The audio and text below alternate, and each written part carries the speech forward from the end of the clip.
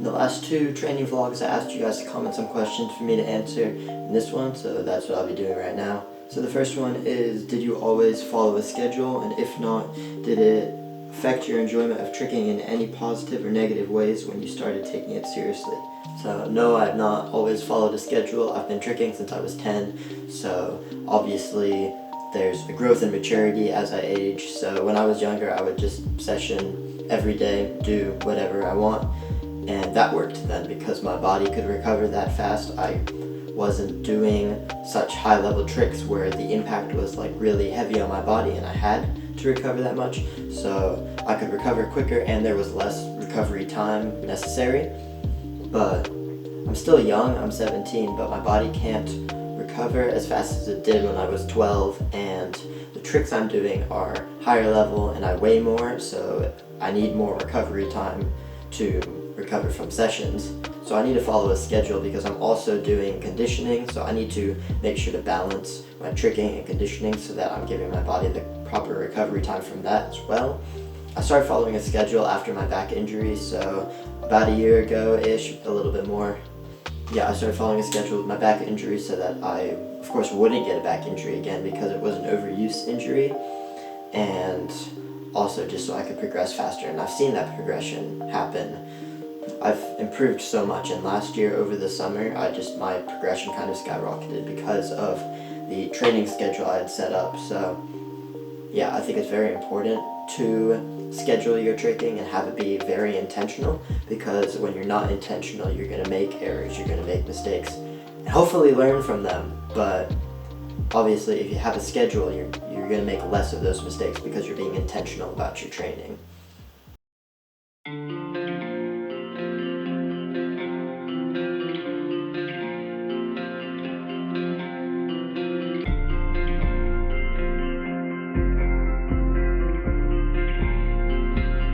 Yeah, I still get so messed up just thinking of you. The pain in my chest got me feeling so used. I put on a mask, but I wish it was true. My darling, why did it end so soon?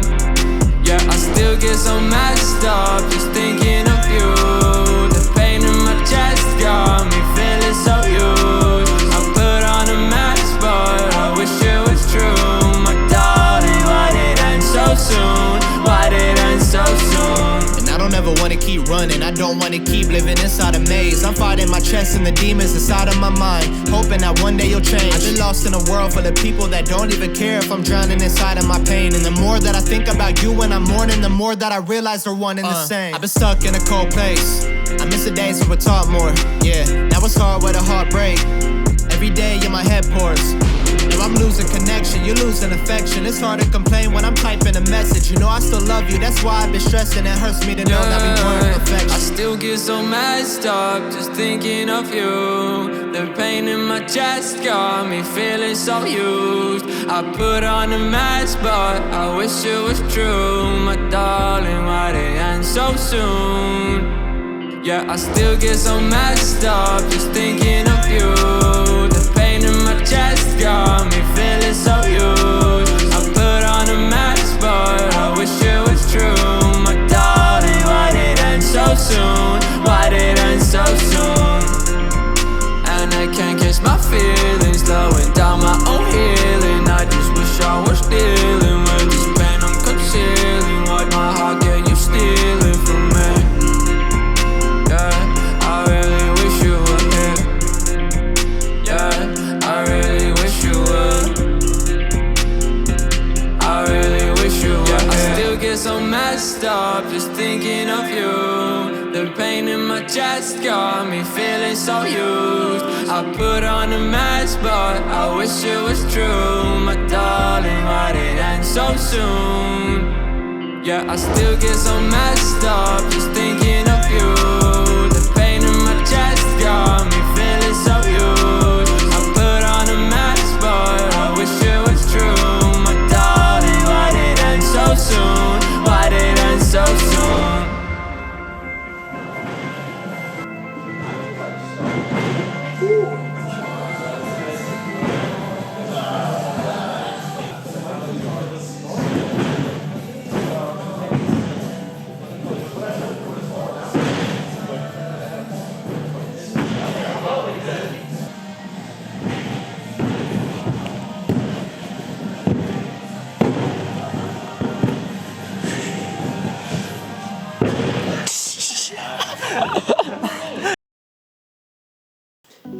next question is, what do you think will be the next big wave in tricking? Power is always being pushed, so I don't think it's going to phase out. I don't think that really can happen, but I do think that style and uniqueness and having signature tricks especially will be pushed and more appreciated in tricking, and I'm already seeing that in little bits, like with Shota winning TBQ, that was pretty big.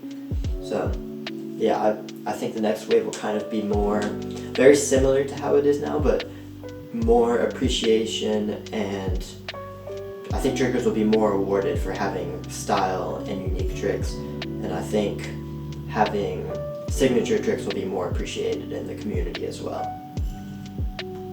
So how many times a week do you train? So for tricking, I'm only training 2, sometimes 3 times a week right now. I'm kind of like halfway between off season and on season, so I'm slowly decreasing the amount of time in the weightlifting gym and more time in the tricking gym. So right now 2 to 3 times a week, and I'm gonna slowly increase it to 3 to 4 over the next couple months. The next question is, if you had to amputate one limb, which one would it be? I think it's pretty safe to say not one of the legs, because you would think, oh, you could just do swings, but you use both your legs in swings. Just because you're on one doesn't mean you don't use the other one.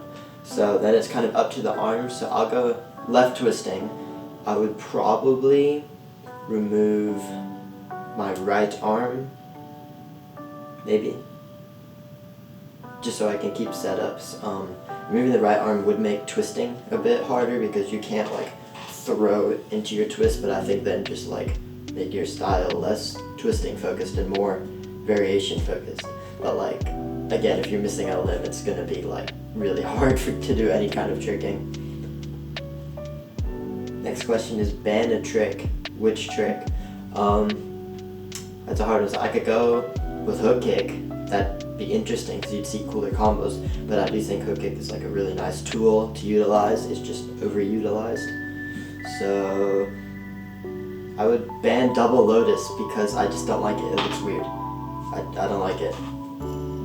What's your dream gym setup? So probably, a lot of trickers would say there's probably just Tundra with a trampoline. They have a really good setup there. They have 2 floors, they have an air track, they have a resi. You don't need much more than that. I would appreciate a trampoline just because I like training on trampoline, but that's about it. Maybe if you combined Tundra and Snowbond, you combine those 2 gyms together, I think maybe that'd be the ideal gym for me. Would you rather never fully extend your legs or never point your toes during tricks? I think probably never point your toes, because I think flex toes can still look really good as long as the rest of your kicks are foundationally built and solid in how they work. So of course having a fully extended leg. I don't think pointed toes is the key to having your kicks look good. They do help a lot, but having a bent knee I think objectively looks worse. So, yeah. It's so unfair, the things you do. It's so unfair, the things you do. Running out of time for you to pay me, pay me. On my own worry, they gon' hate me. Cause all I want is for them to love me, love me. I'm just on the run, wanna feel something, something. Running out of time for you to pay me.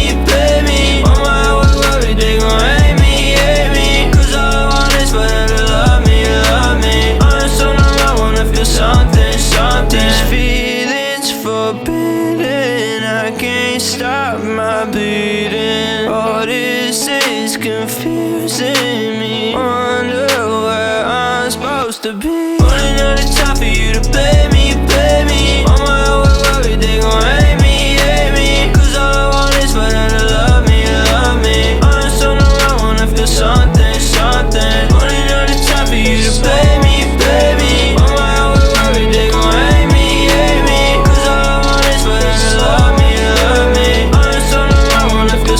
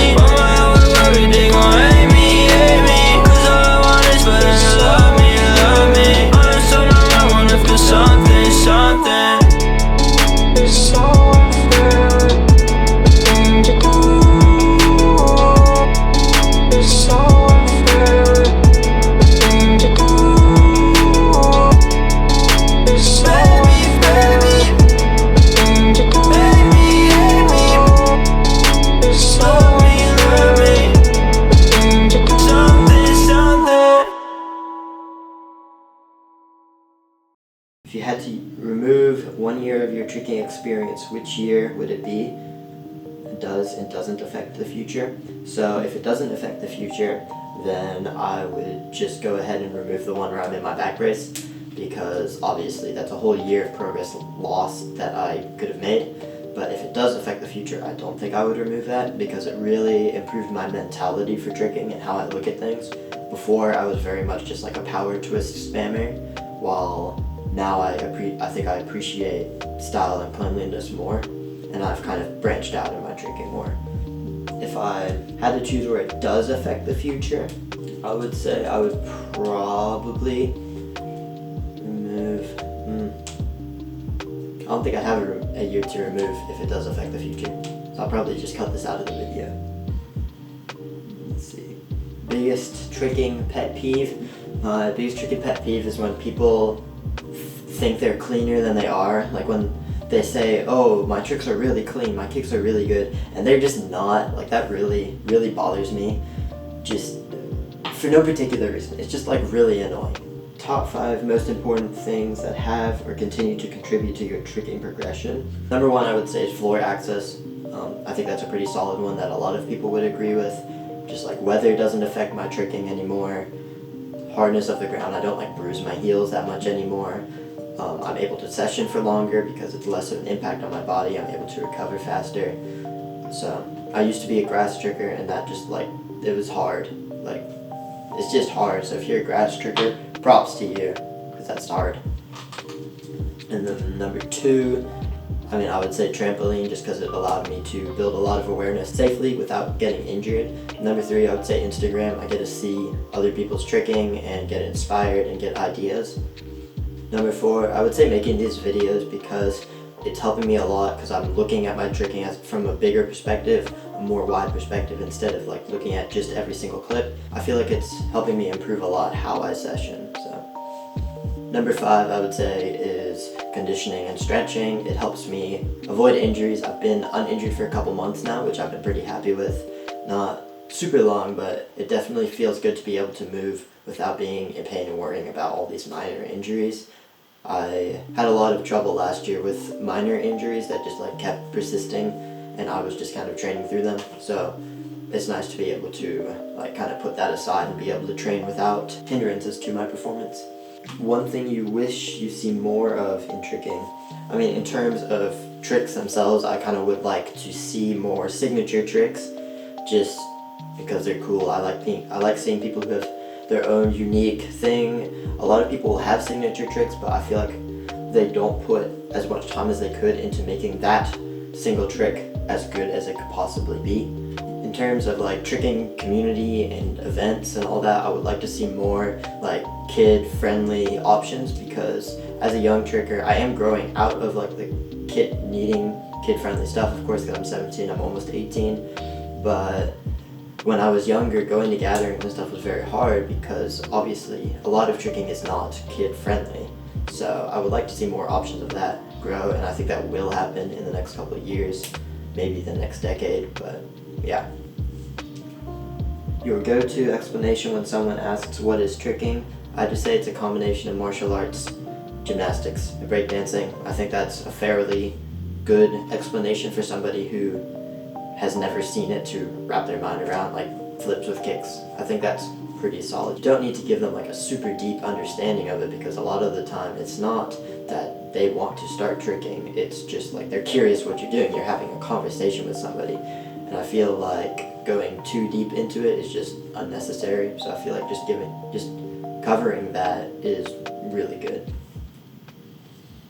That is all the questions for today. If you do want to ask more questions, feel free to do that in the comments. I might do another one of these, I might not. I haven't decided yet. I'm kind of switching up the video format quite a bit, so I'm not entirely sure if I'll do another one or not, but if you have questions, answer them in the comments. If I don't answer them in a video, I'll probably try and just answer them in the comment section. So, yeah. Vertigo. Yeah.